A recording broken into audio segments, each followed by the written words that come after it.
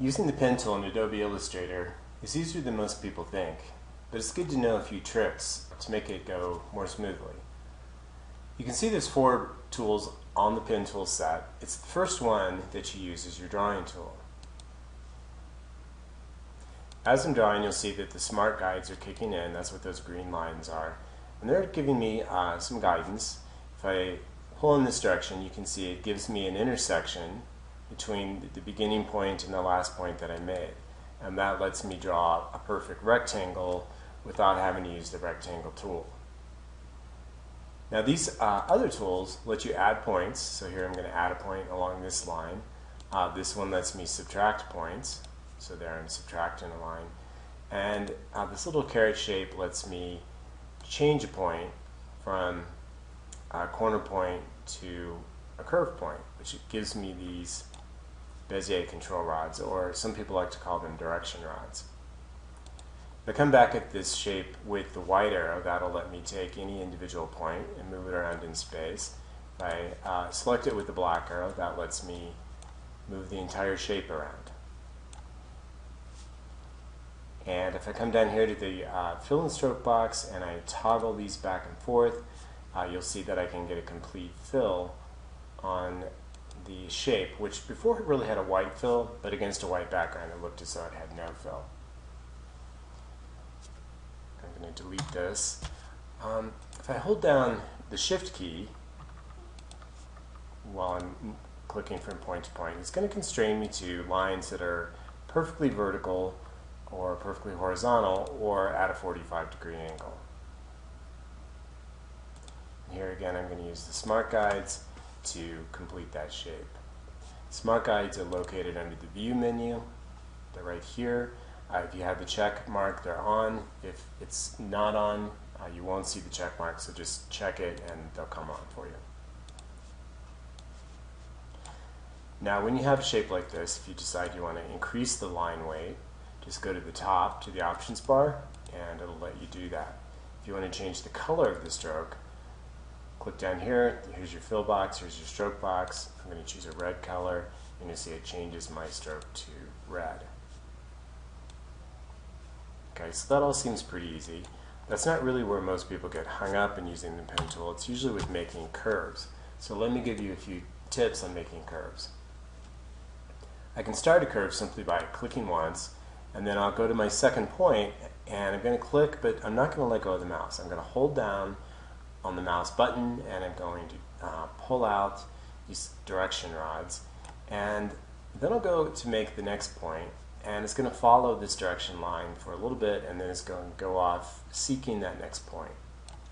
So that's why a lot of people like to call these direction rods, because they determine the direction of the curve. Okay, so there I've finished off the shape, and I'm going to flip the fill and the stroke. In fact, I think I'll take the stroke off altogether by clicking on the stroke box and then clicking on this little red slash box down below it, and that takes off the stroke altogether. Alright, and let me delete that. I'm going to show you a few more tricks. This time, instead of just clicking as I start, I'm going to click and drag. That gives me a little more control over the direction of this curve when I start. And I'm going to pull this way, click and drag, click and drag. Each time I'm going to click and drag. Now, I want to pull this point up a little bit. I haven't let go of the mouse. I'm going to hold down the space bar, and you'll see that that lets me adjust this point in space. And if I let go of the space bar, then I can keep drawing. And if I don't get that one quite where I want, again, I can hold down the space bar. By moving the direction rod without the space bar, and then holding down the space bar, I can pretty much get any kind of a curve I want out of this.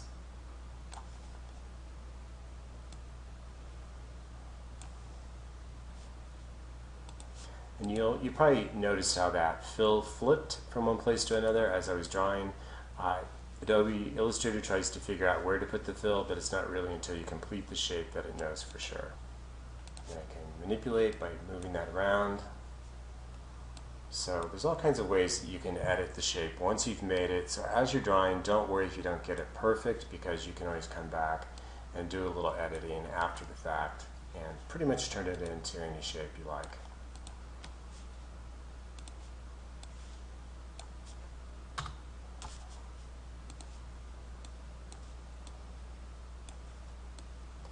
while you're drawing. If you want to go back and change that last point to a corner point instead of a curve point, all you have to do is go back, click on it once, and that'll let you come off there in a corner instead of a curve. I'm going to do it again here, and then I'm going to complete my shape this way. Alright, that's kind of an odd looking shape, but as I said, you can always do whatever editing you like after you've made it.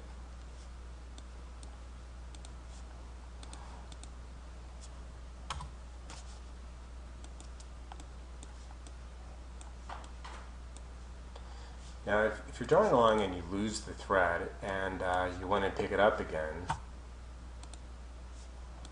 here I've sort of lost my thread. I've ended the flow at this line. All you have to do is go back to that last point. You'll see how the symbol changes next to the pencil. That means that you can pick up where you left off by clicking there, and then you can keep going.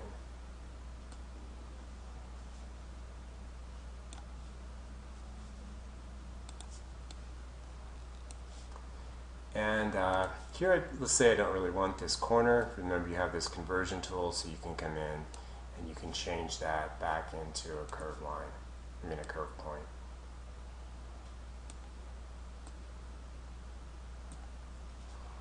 Okay, so I hope that helps in terms of being more comfortable with this particular tool. It takes a little practice, but don't worry.